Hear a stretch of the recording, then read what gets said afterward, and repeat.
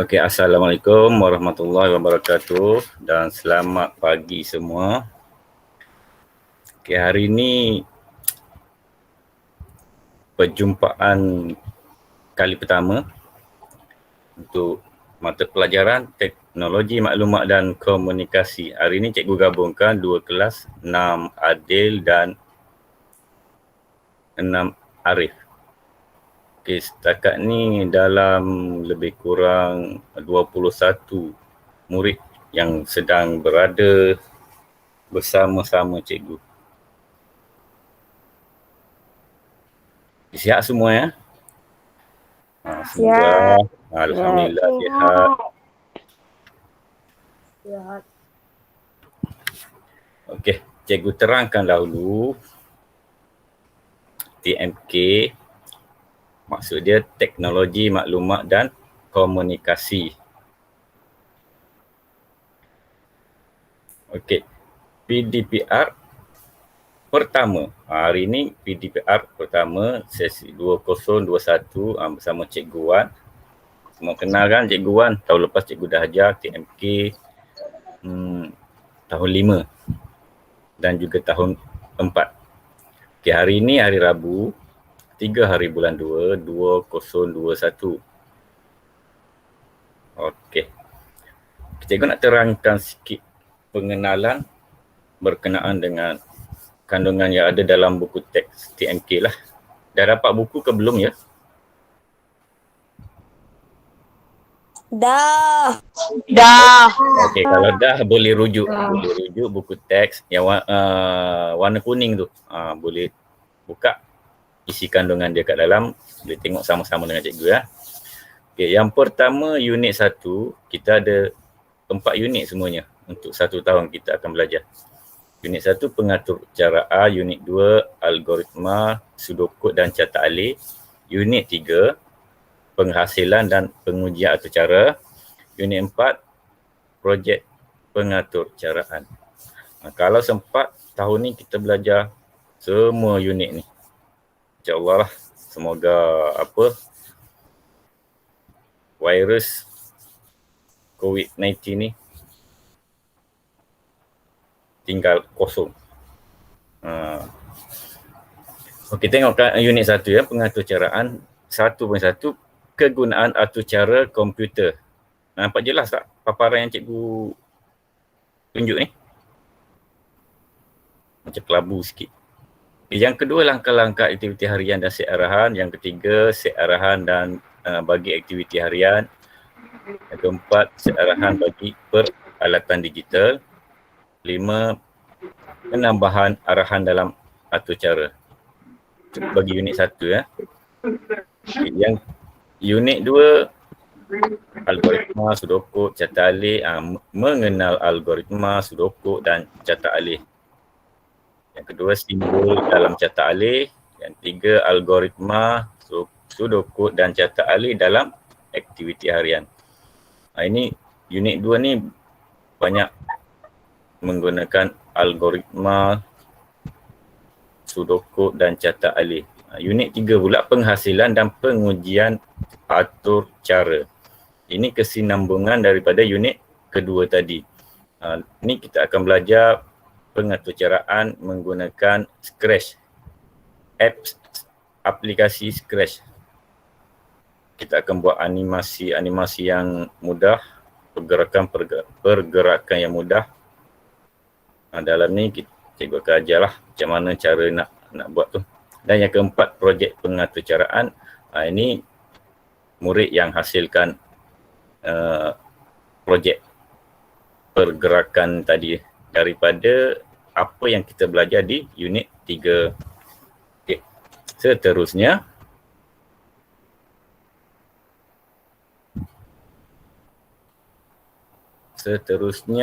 okey, setakat ni tadi ada nak tanya apa-apa? Kandungan tadi.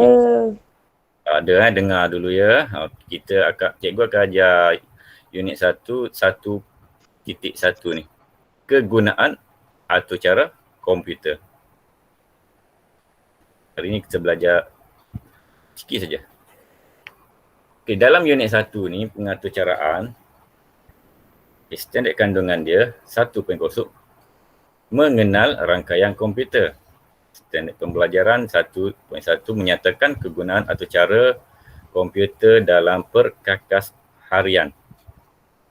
Objektif hari ini ialah murid dapat menyatakan urutan bagi aktiviti harian dan proses kerja dalam satu alatan digital. Kegunaan atau cara komputer dalam alatan digital. Alatan digital ni banyak. Nanti kita tengok satu-satu lepas ni. Okey. Seterusnya. Okey, ini buku teks muka surat 1. Muka surat. Kita tengok unit 1, pengaturcaraan. Apakah itu atur cara? Siapa tahu? Apakah itu atur cara? Okey. Atur cara adalah satu senarai arahan dalam atau tata cara untuk diikuti supaya sesuatu matlamat tercapai. Okey, itu maksud atur cara. Satu senarai arahan diikuti supaya sesuatu matlamat tercapai. Okey, apakah itu atur cara komputer? Okey, dalam buku teks ni. Inilah yang kita akan pelajari. Atur cara komputer. Kita tengok, atur cara komputer ialah satu set arahan mengikut urutan yang mengarahkan komputer membuat sesuatu. Faham? Okay. Sesetengah perkakasan harian mempunyai komputer benam. Okay, nanti cikgu bagi contoh apa itu atur cara komputer dan juga alatan digital yang ada komputer benam ni. Kita tengok sebelah gambar sebelah ni. Okey. Naresh bersama-sama ibu dan ayahnya berada di sebuah kedai menjual barangan elektrik. Ayah Naresh ingin membeli sebuah mesin basuh automatik. Okay. Kat rumah semua mesti ada mesin basuh kan? Mesin basuh automatik, mesin basuh separuh automatik. Mesti ada kat rumah untuk cuci baju, cuci pakaian dan cuci macam-macam lah. Kita tengok.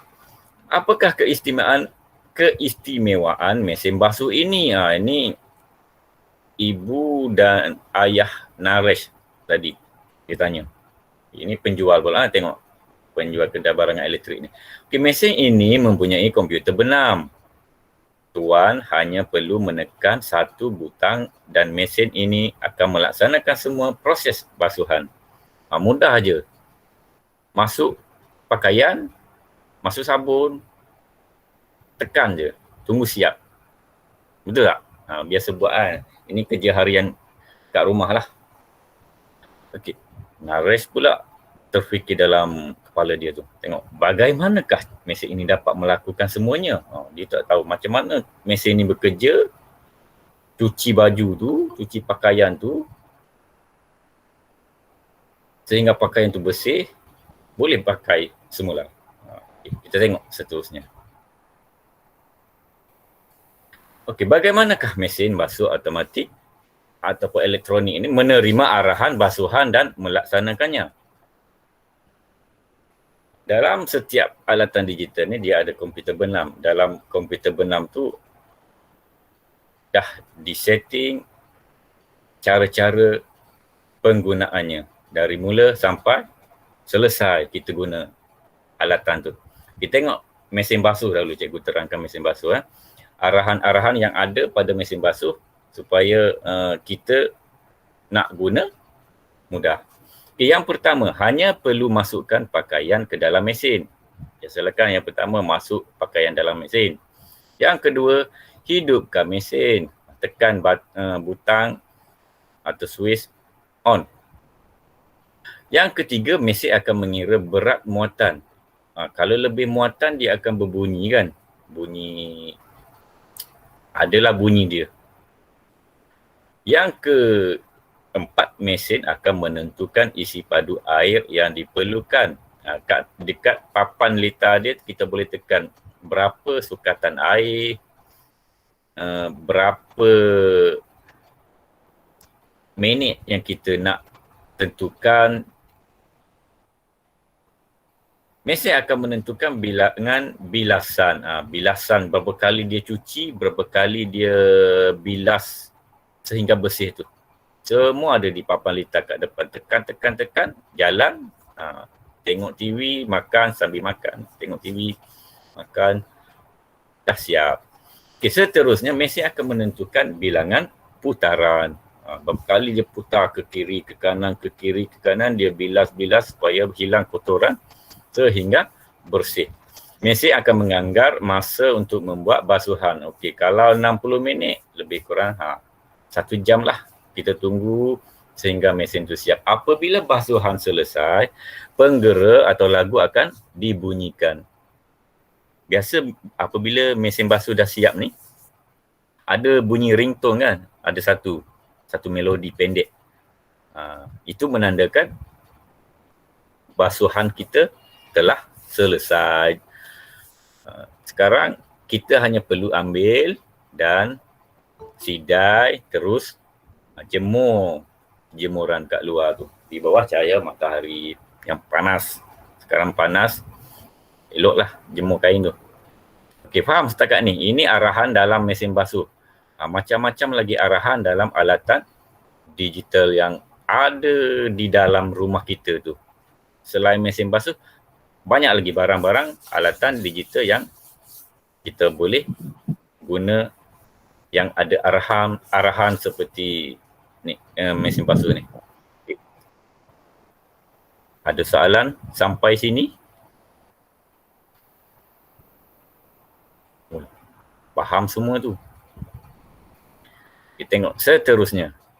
Kegunaan atau cara komputer. Okay. Tadi mesin basuh kan? Cikgu dah terangkan. Okey, tengok yang beberapa alatan digital yang ada di dalam rumah kita. Ini biasa ada dalam rumah je ni. Tahukah kamu bahawa sesetengah perkakasan harian yang terdapat di rumah kamu mempunyai atur cara komputer? Tahu tak? Macam-macam. Kita tengok satu-satu. Mari kita terokai kegunaan atur cara komputer dalam perkakasan harian yang muncul dalam mimpi Naresh. Naresh sedang tidur rupanya. Yang lain-lain tak masuk-masuk tu tengah tidur lagi ke? Sila kejutkan kawan-kawan lain ya. Okey. Kita tengok yang pertama yang ada dalam rumah kita. Television pintar. Ini biasa TV besar tu. 42 inci, 52 inci, 60 inci. Yang besar. Macam pawagam tu, wayang tu. TV pintar ni seperti TV Android lah. Yang dalam tu biasa ada YouTube, ada Play Store, ada Google Chrome, ada macam-macam app untuk kita menonton TV. Okey, atur cara komputer yang ada pada saya membolehkan saya mencapai aplikasi internet dan melakukan pelbagai fungsi interaktif. Kita boleh tengok TV macam-macam dalam. Dia seperti telefon bimbit kan. Klik saja, install, klik, ada internet, boleh menonton. Okay, itu TV ya. Yang kedua, pendingin hawa. Biasa kita panggil aircon lah. Buka aircon lah. Mak buka aircon. Buka lah. Okay. Tengok pendingin hawa. Atur cara komputer yang ada pada saya membolehkan saya menetapkan, mengesan dan menyelaraskan suhu bilik berdasarkan isyarat yang diterima daripada pengguna. Biasa kita buka switch on pendingin hawa ni. Kita ambil remote control kan. Kita tekan on. Kemudian tekan suhu nak berapa, 20 darjah Celsius, nak sejuk lagi, paling sejuk 16 darjah Celsius lah. Kita boleh ubah-ubah. Kita boleh tetapkan nak sejuk ke, nak biasa-biasa, tak nak guna, tutup je lah. Mudah je. Jadi isyarat yang diterima daripada remote control kat tangan kita tu membolehkan pendingin hawa itu berfungsi dalam rumah kita. Okey, yang ketiga, pembersih vacuum robotik. Biasa, tapi rumah cikgu pun tak ada yang ni. Robot yang berjalan, dia cuci, sapu sampah dalam rumah ni. Rumah siapa yang ada tu? Rumah siapa ada robot yang cuci, yang sapu lantai ni. Dia cari sampah merata, keliling bilik, keliling ruang tamu, dapur, dia cuci. Kita tengok, atau cara komputer yang ada pada saya membolehkan saya bergerak dan membuat pembersihan di kawasan yang ditentukan. Letak di ruang tamu, dia akan pergi berjalan. Dia ada sensor dia, dia mana ada sampah, ada kecil-kecil sampah, habuk apa, dia sedut, disimpan dalam tu. Hebat tak robot robot vacuum robotik ni. Okey. Yang keempat, jam penggera digital. Okey.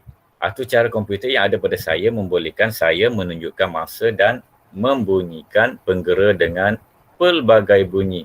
Ini kita nak bangun pagi lah, atau kita nak set, nak bangun pukul 4, nak bangun pukul 5, kita set alarm di jam digital ni. Nak bunyi macam-macam pun boleh juga, ada macam-macam melodi dia ni. Okay. Sekarang 4 atau cara komputer dalam alatan digital. Seterusnya ada 3 lagi, sikit lagi. Peti sejuk, rumah siapa tak ada peti sejuk? Senyap. Senyap tandanya semua ada peti sejuk. Okey, tengok atur cara dalam peti sejuk ni. Atur cara komputer yang ada pada saya membolehkan saya menentukan suhu yang sesuai untuk menyimpan makanan. Okey, ada 2 bahagian peti sejuk ni. Ada juga peti yang ada 1 pintu. Ni 2 pintu. 3 pintu yang besar lagi pun ada. Okey, dalam gambar buku teks ni dia bagi 2 pintu. Okey, pintu atas ni merupakan tempat sejuk beku. Kita simpan lauk-lauk lah, ayam, ikan, daging, aiskrim ke, yang buat aiskrim jual tu, simpan kat atas ni supaya dia beku keras kan. Okay, yang bawah ni kita simpan sayur, air yang kita nak sejuk biasa saja. Macam-macam lah kita boleh simpan kat bawah ni sebab ruang dia besar daripada atas. Atas ni untuk air saja. Okey, yang ke-6, ketuhar gelombang mikro. Tu cara komputer yang ada pada saya membolehkan saya melakukan pelbagai cara memasak. Seperti sekarang biasa apa tu? Lupa nama dah. Seperti ketuhar gelombang mikro juga. Dalam Shopee banyak. Kita boleh masak french fries, ayam, tekan je. Apa nama? Siapa tahu nama dia? Air fryer. Yes, air fryer. Rumah siapa ada air fryer? Mudah kan nak guna kan? Masuk je, tekan, tunggu siap je. Nak masak kentang pun boleh. Okay, seterusnya mesin basuh elektronik. Atau cara komputer yang ada pada saya membolehkan saya mengesan berat muatan. Yang tadilah yang kita bincang awal-awal tadi. Mesin basuh tadi kan. Okey.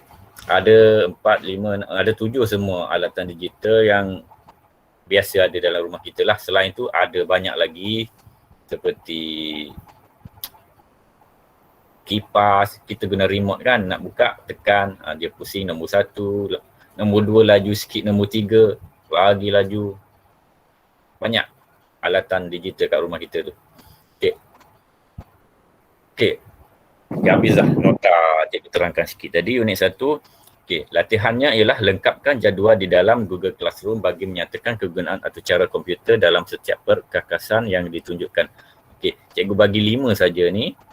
TV, pendingin hawa, jam penggera digital, peti sejuk, mesin basuh elektronik, mesin basuh automatik tadilah.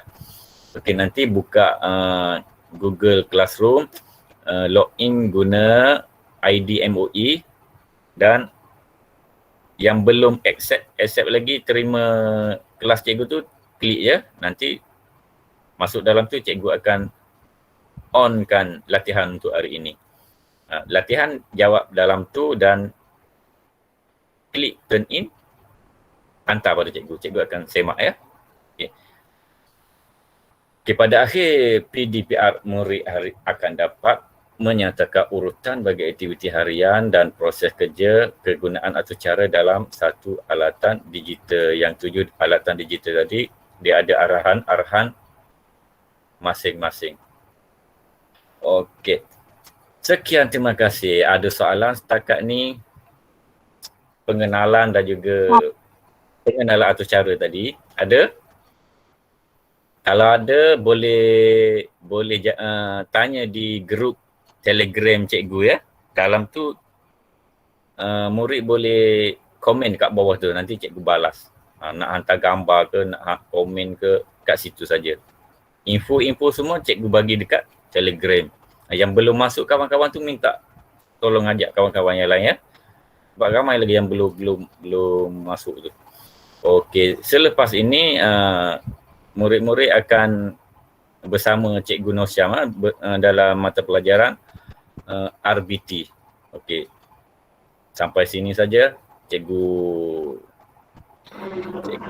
sudahi dengan Assalamualaikum warahmatullahi wabarakatuh, dan kita jumpa lagi minggu depan PDPR kedua.